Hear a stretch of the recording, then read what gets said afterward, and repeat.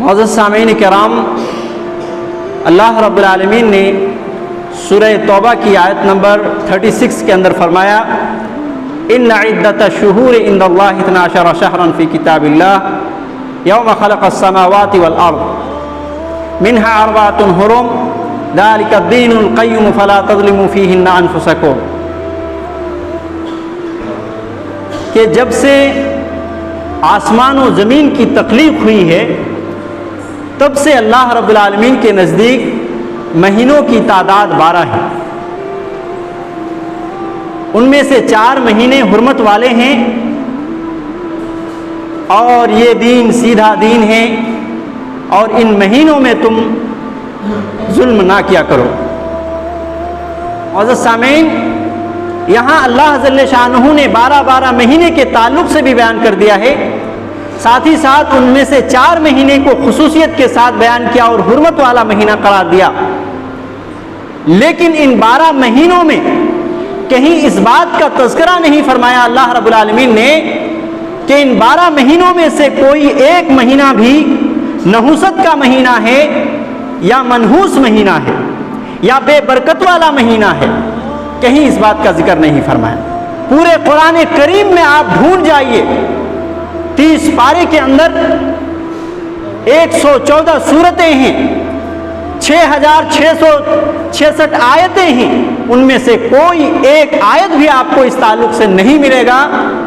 کہ 12 مہینوں میں سے کسی مہینے کے تعلق سے اللہ رب العالمین نے اس بات کی وضاحت فرمائی ہو کہ وہ مہینہ منحوس ہے یا نحوست والا ہے۔ اسی طریقے سے ذخیرہ احادیث میں بھی آپ تلاش کریں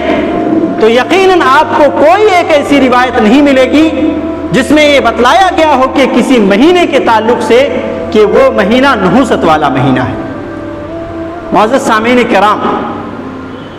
لیکن ہم جب مسلمانوں کی طرف نگاہ ڈالتے ہیں تو معلوم یہ ہوتا ہے کہ نام نہاد مسلمانوں نے الگ الگ مہینے کو الگ الگ امور انجام دے کر کے، بدعت و خرافات کر کے اس مہینے کے لیے اس کو خاص کر دیا ہے۔ مثلا آپ دیکھیں کہ محرم کا مہینہ جو اسلامی سال کا پہلا مہینہ ہے، اس کے اندر مسلمانوں کے اندر دیکھا جاتا ہے کہ تعزیہ داری اور غم منانے کا ایک طریقہ کار اور اسی طریقے سے مرثیہ خوانی وغیرہ کا جو ہے دورہ چلتا ہے۔ دوسرے مہینے کو دیکھیں جو کہ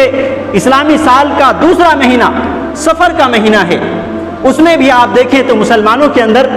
یہ ایک چیز دیکھنے کو ملتی ہے کہ آخری 4 شنبے کو، مہینے کے آخری 4 شنبے کو، آخری بدھوار کو لوگ اپنے اپنے گھروں سے نکل کر کے باہر میں جا کر کے دعوت اور پارٹی مناتے ہیں، عمدہ کھانے کا اہتمام کرتے ہیں، خود بھی کھاتے ہیں اور دوسروں کو بھی کھلاتے ہیں۔ اور اس کی وجہ یہ بتلاتے ہیں، آپ صلی اللہ علیہ وسلم بیماری میں مبتلا ہوئے تھے تو سفر کے مہینے کے آخری 4 شنبے کو آپ صلی اللہ علیہ وسلم کو ذرا افاقہ ہوا تھا اور آپ صلی اللہ علیہ وسلم اپنے گھر سے نکل کر کے باہر جا کر کے جو ہے سیر و تفریح کیے تھے۔ معزز سامعین، یہ وہ بات ہے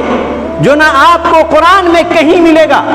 اور نہ ہی کسی حدیث میں، بلکہ موضوع اور من گھڑت حدیثوں میں بھی آپ کو اس بات کا تذکرہ نہیں ملے گا۔ بلکہ آپ اگر سیرت کا مطالعہ کریں، تاریخ کا مطالعہ کریں اور محققین علماء کے اقوال کو پڑھیں تو آپ کو یہ معلوم ہوگا 4 شنبے کے دن ہی وہ تھا جس میں آپ صلی اللہ علیہ وسلم کی آخری زمانے کے جو سب سے اخیر میں آپ صلی اللہ علیہ وسلم کو جو بیمار لاحق ہوئی تھی، اسی دن سے اس کی شروعات ہوئی تھی۔